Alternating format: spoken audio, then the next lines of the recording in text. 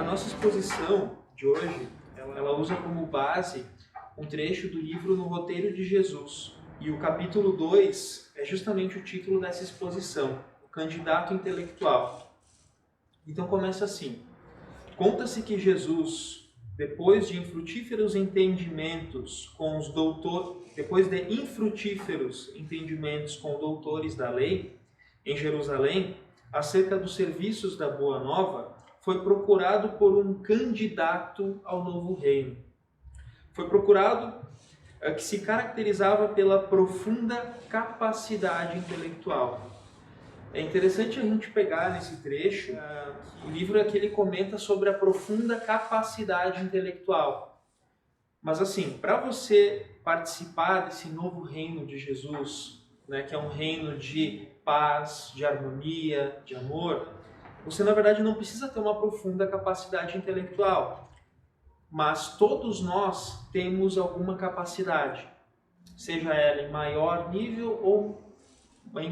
ou menor nível, mas todos nós temos aquela nossa contribuição única, aquela coisa que nós conseguimos fazer bem e que nós gostamos muito de fazer. E o que levanta o seguinte questionamento: como é que nós utilizamos essa nossa capacidade única? A gente utiliza ela somente em proveito próprio? A gente utiliza ela para ajudar a nossa família, as pessoas ao nosso redor? Ou a gente não usa ela? A gente simplesmente deixa ela jogada num canto da nossa existência e prefere não usar? E aí, seguindo no texto, vem o questionamento sobre como a gente pode nos candidatar a conviver, a poder vivermos nesse novo reino que Jesus nos fala. Então Jesus recebe esse candidato de forma cordial e em seguida as interpelações do futuro aprendiz passou a explicar os objetivos do empreendimento. O Evangelho seria a luz das nações e consolidar-se-ia à custa da renúncia e do devotamento dos discípulos. Ensinaria aos homens a retribuição do mal com o bem, o perdão infinito com a infinita esperança. A paternidade celeste resplandeceria para todos. Judeus e gentios converter-se-iam em irmãos, filhos do mesmo Pai. Então, quando Jesus explica esses objetivos do empreendimento, a gente consegue sintetizar isso numa máxima, que é iluminar as nações. Iluminar quer dizer o quê? Tirar da escuridão, tirar das trevas. E as trevas do homem, nós não precisamos olhar muito, é só pegar o jornal, pega os livros de história. O nosso passado, de todos nós, ele está cheio de coisas ruins ainda. São guerras, muita fome que nós passamos e que nós fomos os causadores, talvez não nessa existência, mas em existências passadas.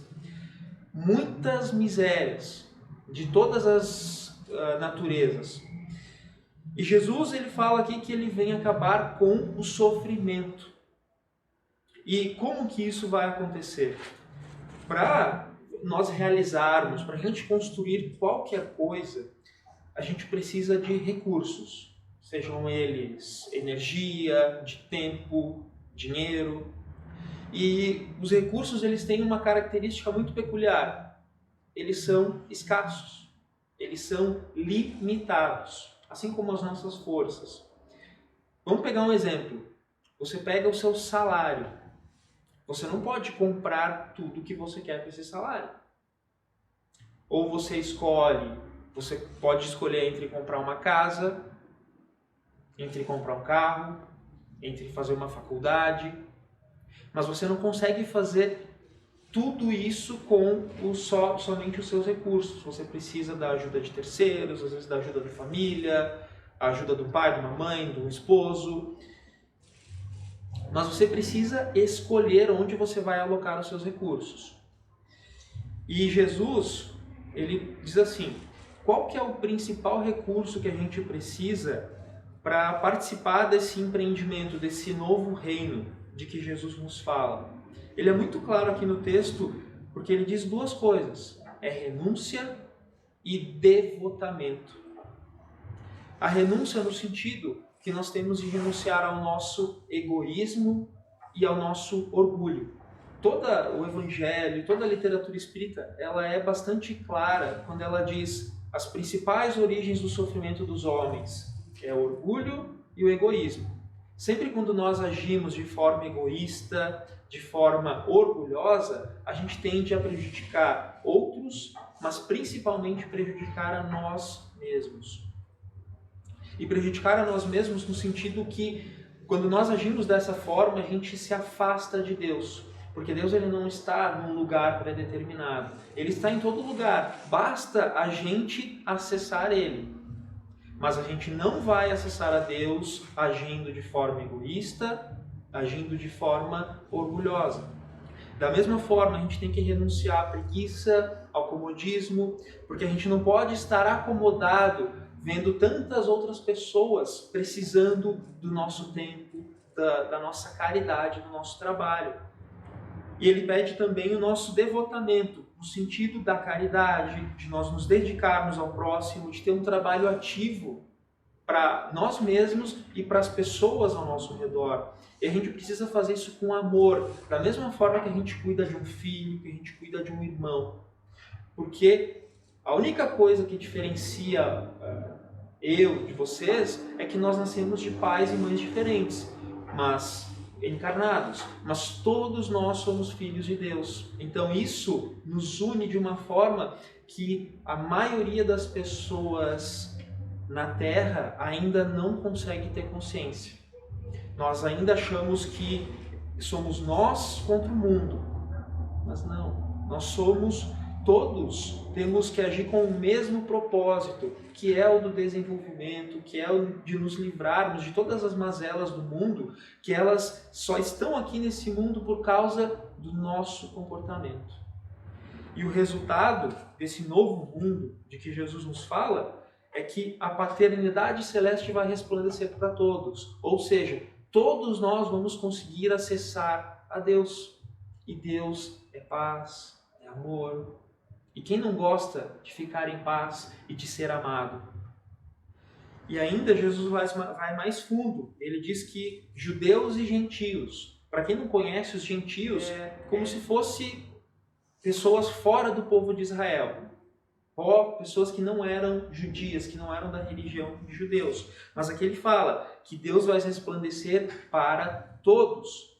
Ou seja, independente de raça, de credo, de religião, de posição econômica, de gênero, de opção sexual. Entendem? Não tem essa distinção. Desde que nós trabalhemos com renúncia, com devotamento, não importa quem nós sejamos, qual posição nós ocupemos, a gente está nos credenciando a esse novo mundo. Então, seguindo com a leitura, o candidato inteligente, fixando no Senhor os olhos arguciosos, indagou: a que escola filosófica obedeceremos? Jesus respondeu: as escolas do céu. Quem nos presidirá a organização? Nosso Pai Celestial, respondeu Jesus. E em que bases aceitaremos a dominação política dos romanos, considerando a época, né? Jesus responde: nas do respeito e do auxílio mútuos. Na hipótese de sermos perseguidos pelo sinédrio em nossas atividades, como proceder? Desculparemos a ignorância quantas vezes for preciso. E qual o direito que competirá aos adeptos da revelação nova? O direito de servir sem exigências. Nisso o rapaz arregalou os olhos, aflito, e seguiu perguntando: mas em que consistirá, desse modo, o salário do discípulo?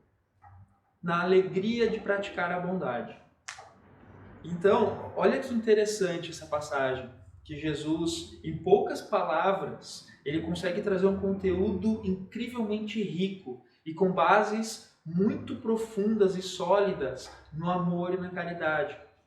Porque quando o candidato pergunta a escola filosófica, né? A filosofia é basicamente a forma de pensar. Qual que vai ser a nossa referência de pensamento, de modelo mental? E quando o candidato pergunta isso, ele provavelmente tinha em mente Sócrates com a sua ética, ele tinha Aristóteles com o seu conhecimento científico, ou Platão com a sua parte matemática. Mas Jesus diz que não. Ele fala as escolas do céu, ou seja, o nosso conhecimento humano, ele ainda é muito limitado. Tem coisas que tem coisas que o ser humano ainda não está pronto para aprender. E a nossa fonte primária, do nosso modo de pensar correto, ele transcende tudo o que nós conhecemos. E a nossa capacidade, ainda limitada, Jesus ele é muito claro, porque nós ainda temos muito a desenvolver, mas a partir da renúncia e do devotamento, se afastando de comportamentos egoístas, orgulhosos, a gente já está no caminho para alcançar essa base filosófica do mundo espiritual, que é o nosso verdadeiro mundo. Nós estamos apenas aqui estagiando, passando por um período encarnados para a gente conseguir desenvolver mais rápido o que a gente levaria, então, ali, desencarnados talvez 500, 600, 1000 anos, a gente consegue desenvolver em 1, 2 encarnações de 50, 60 anos. Porque ao encarnar, a gente meio que esvazia o copo temporariamente. Então, ficando muito mais abertos a novas sugestões, a novos comportamentos e tornando muito mais fácil abandonar os velhos hábitos. Que muitas vezes, principalmente no nosso caso, a maioria dos nossos hábitos ainda não são saudáveis, né? E nesse novo mundo, vai ter um sistema político que vai predominar, que é o ideal. Então, vai ser da esquerda, vai ser da direita, vai ser para um determinado partido, é monarquia, é democracia. E Jesus responde que é um mundo que vai ter a sua base política no respeito e no auxílio mútuo. Ou seja, ele corta profundamente essa dicotomia, essa polarização que a gente vive muito hoje, de direita e esquerda, é socialismo, é comunismo, é capitalismo, qual que é o melhor? Na verdade, o sistema econômico, o sistema político, ele se torna irrelevante.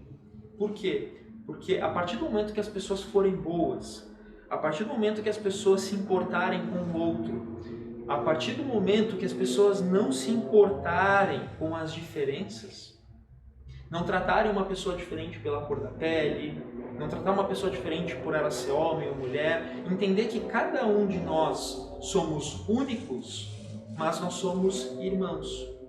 E a grande chave que tanto o Espiritismo quanto as outras religiões menos fundamentalistas tentam colocar é que a gente tem que primeiro aprender a viver junto sem se matar, sem brigar.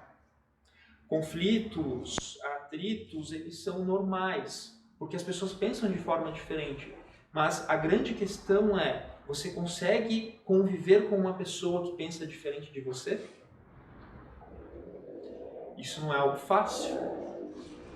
Tanto que muitas pessoas se matam, muitos países hoje estão em guerra. Olha o caso de Israel, lar dos judeus. Eles vivem dentro de um país onde eles têm uma fé de um jeito, eles acreditam em Deus de um jeito, e o mundo islâmico ao redor acredita em Deus de uma forma diferente. E por causa disso, eles guerreiam querendo se matar, querendo praticamente acabar com o outro. E quanto mais a gente age dessa forma, mais distante a gente fica de Deus, desse novo reino que Jesus nos fala. E o respeito, além do respeito, ainda tem o auxílio mútuo, que é você ajudar a si mesmo e ajudar ao próximo, ajudar aquela pessoa que está próxima a você, seja com recursos financeiros, seja com o seu tempo, com a sua escuta ativa, sendo usar o que você tem de melhor para ajudar as pessoas ao teu redor.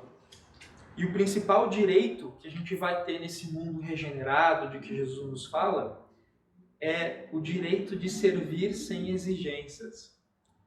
Olha que interessante isso. Aqui Jesus está dizendo que você não vai ter o direito daqui a pouco de ter um salário, ter o direito de poder viajar para onde você quiser, de ter não, você tem o direito de servir. Ou seja, você tem direito ao trabalho. E aqui isso pode parecer um pouco confuso, mas vamos pegar todos os espíritos superiores da literatura espírita. Todos eles, sem exceção. Eles não estão naquele céu contemplativo, onde eles contemplam a humanidade, contemplam o universo, as belezas da natureza. Muito pelo contrário, todos eles nos falam que a felicidade verdadeira está no trabalho. E o salário de quem trabalha no bem é a alegria de praticar a bondade. E às vezes a gente pensa, não, mas será que isso é possível no nosso mundo? A gente ainda é tão material. A gente vive num mundo onde a maioria das pessoas só quer saber de ganhar seguidores, de ter um salário maior, de ter um status social melhor, de ter uma vida mais confortável. Será que isso é compatível com o que Jesus está falando aqui? Então, vamos fazer um comparativo. As empresas, as pessoas que normalmente têm mais sucesso econômico, vamos pegar o sucesso econômico, as pessoas mais ricas, normalmente são aquelas que conseguem servir bem a maior quantidade possível de pessoas. Então você pega uma empresa que vocês gostem muito de um produto. Por que vocês gostam tanto daquele produto? Porque ele resolve um problema que vocês têm, uma necessidade que vocês têm. Então quanto mais você trabalha em prol dos outros, em prol do meio ao teu redor, seja com os recursos que tu tens à disposição, isso querendo ou não acaba atraindo mais recursos ainda para você, porque você mostra que você consegue usar bem os recursos que você já tem. Pensemos com a cabeça dos espíritos superiores. Nós estamos aqui numa reunião, desenvolvendo, a gente tem 1 milhão de talentos, digamos assim. Para quem que a gente vai distribuir esses talentos? Para aquela pessoa que vai pegar esses talentos, vai guardar num quadradinho, vai viver a vida dela ali e quietinha, não vai ajudar ninguém, vai ficar uma vida completamente egoísta. Ou vocês, como espíritos superiores, dariam esses talentos para aquela pessoa que, ela vai desenvolver o ambiente, ela vai investir em pessoas, ela vai investir em empresas, vai tentar desenvolver a comunidade.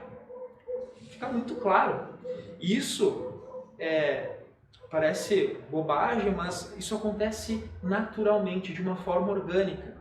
Pega uma empresa que não atende bem os seus clientes, que não entrega bons produtos, o mercado cada vez vai diminuindo. Enquanto você pega empresas que entregam um serviço bom, que conseguem ajudar as pessoas, ok, tem o viés econômico, mas ela está ajudando, ela está contribuindo e está recebendo algo em troca. E querendo ou não, os recursos sempre acabam sendo atraídos para esse tipo de pessoa e, consequentemente, para esse tipo de empresa. E é isso que Jesus está falando aqui.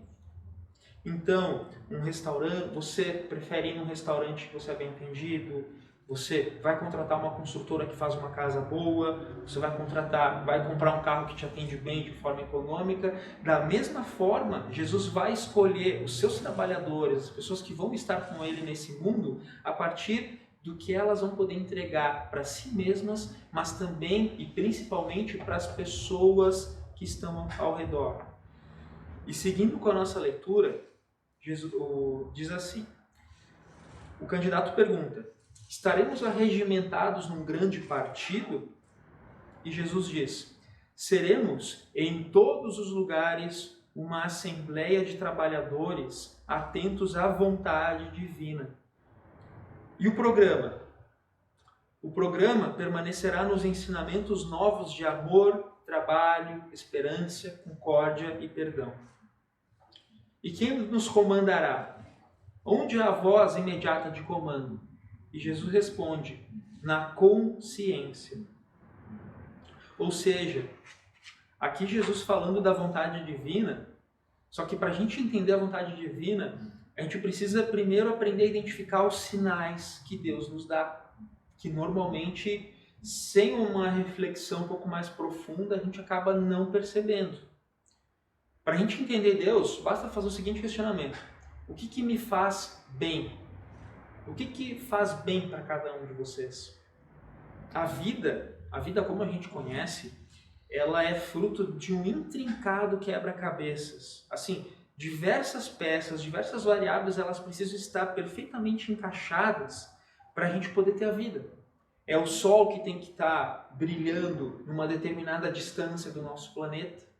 É a Terra que precisa da Lua, que funciona como uma âncora, que permite que a gente gire numa velocidade ao redor do Sol, uma velocidade que possa haver vida dentro da Terra.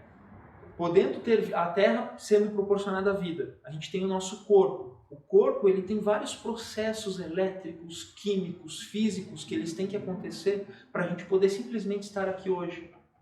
E quando você percebe que esse embaralhado de peças tem que estar encaixadas, é impossível não ter um princípio inteligente por trás. Todas essas coisas que a gente presencia, elas não acontecem ao acaso. Absolutamente nada. E aqui o candidato pergunta, e os cofres mantenedores desse movimento? E Jesus responde, situar-se-ão em nossa capacidade de produzir o bem. E com quem contaremos de imediato? Acima de tudo com o Pai, ou seja, com Deus, e na estrada comum, ou seja, no nosso caminho normal, com as nossas próprias forças. E aqui eu faço um adendo, que nós não estamos sozinhos. Muitas vezes a gente acha que nós somos autossuficientes, que a gente dá conta de todas as coisas sozinhos, mas não. Por mais sozinho que você acha que esteja, você só está aqui por causa do trabalho dos seus pais, por causa do devotamento de professores, de médicos, dos empresários que te deram emprego, que te deram trabalho. E do mundo espiritual mais ainda, porque nós somos um verdadeiro imã de coisas ruins. E nós somos esse imã de coisas ruins por causa do nosso comportamento falho. Porque a gente ainda estamos aprendendo, estamos engatinhando na parte de controlar o nosso comportamento, de controlar as nossas emoções, para que elas não nos promovam, para que elas não nos levem para o caminho que vai atrapalhar a nossa paz de espírito. E quem vai ter a melhor posição nesse ministério, nesse novo mundo, é aquele que melhor servir o outro. E aí depois disso, o candidato ele coçou a cabeça assim, desorientado, porque ele ainda não estava pronto para todo esse conhecimento que Jesus estava passando para ele. E aí ele pergunta, que objetivo fundamental será o nosso? E aí Jesus, calmamente, sem se irritar, responde, o mundo regenerado, enobrecido e feliz. E o candidato pergunta, mas quanto tempo isso vai levar? E Jesus responde, o tempo necessário. E aqui a gente consegue entender que não é algo que vai acontecer da noite para o dia. Da mesma forma que o nosso processo de reencarnação ele é lento, ele leva 9 meses, e ainda a literatura espírita, muitos casos nos falam que ele só é completado aos 7 anos de idade. Então vocês pensem, para vocês saírem como espírito desencarnado para encarnado, você tem os 9 meses da gestação e mais aproximadamente 7 anos, que você fica oscilando até finalmente ter uma posição fixa. Que dirá você mudar um mundo onde bilhões de espíritos residem e você conseguir mudar o comportamento de cada um deles separadamente para ter uma mudança global ao todo. Esse é um processo que demora e ele vai exigir muita renúncia e muitos trabalhadores, que é o que o candidato segue perguntando. De quantos companheiros seguros dispomos para o início da obra? E Jesus responde, dos que puderem nos compreender e que nos quiserem ajudar. E aí o candidato, com aquele pensamento da época, da dominação romana, pergunta: tá, mas a gente vai ter algum recurso para obrigar essas pessoas a nos ajudar? E Jesus responde: no reino divino não há violência. E no reino divino não há violência porque ela não é necessária. Todas as pessoas, elas já têm o mesmo objetivo, que é o autodesenvolvimento e a caridade e ajudar as pessoas ao seu redor. Quando você já tem isso internalizado em você, você não precisa mais da violência. E aí ele segue perguntando: quantos filósofos, sacerdotes e políticos nos acompanharão? Em nosso apostolado, a condição transitória não interessa. Não interessa a posição que você ocupa. A qualidade permanece acima do número. E aqui a gente pode entender que o mundo ainda não deu saltos evolutivos, porque Jesus, nosso governador da Terra, ele está deixando a gente crescer sozinho entre aspas, ele está nos acompanhando. Mas se fosse realmente Jesus quisesse, olha, a gente tem que transformar o mundo em questão de 100 anos, 200 anos. Ele tem espíritos, existem assim, espíritos que transcendem o nosso conhecimento, a nossa capacidade. Ele encarnando uma meia dúzia de espíritos na Terra, já conseguiria fazer essa mudança de uma forma tão rápida. Só que o problema é que se você muda muito rápido, isso não perdura, porque a maioria das pessoas ainda não internalizou. As bases, elas precisam ser firmes. E nós somos essa base. E aqui ele continua que essa missão, ela vai abranger todos os países do mundo. E ela não fará diferença entre senhores, escravos, porque todos os homens são filhos de Deus, ou seja, todos nós somos irmãos. E em qual lugar essas construções do começo, aqui o candidato pergunta, vai acontecer em Jerusalém? Não, vai acontecer no coração de todos os homens. E aí Jesus segue, o candidato segue questionando, mas Jesus ele para. Porque após uma longa série de interrogativas sem resposta, o rapaz ele perguntou: tá, mas Jesus, por que você não me esclarece mais? Por que você não me responde mais? E Jesus diz: busca-me quando estiveres disposto a cooperar. E assim dizendo, abandonou Jerusalém na direção da Galileia, onde procurou os pescadores rústicos e humildes que realmente nada sabiam da cultura grega ou do direito romano, mantendo-se, contudo, perfeitamente prontos a trabalhar com alegria e servir por amor sem perguntar. Então, fica muito claro nessa pequena passagem de 2, 3 páginas que cabe a nós mesmos a gente melhorar o mundo. Não é o governante, não é o empresário, somos nós mesmos. E a partir dessa mudança interna, se a gente conseguir renunciar a esses maus hábitos, se a gente conseguir agir com devotamento em ações concretas que nos ajudem a melhorar, seja a leitura de um livro, seja uma atividade física, e se a gente consegue fazer isso ajudando também outras pessoas nesse processo, algo natural, o desenvolvimento do mundo ele vai acontecer de uma forma orgânica. E é isso que Jesus está nos falando há mais de 2000 anos. É isso que os espíritos superiores estão assim, jogando, tentando nos mostrar, fazer a gente entender.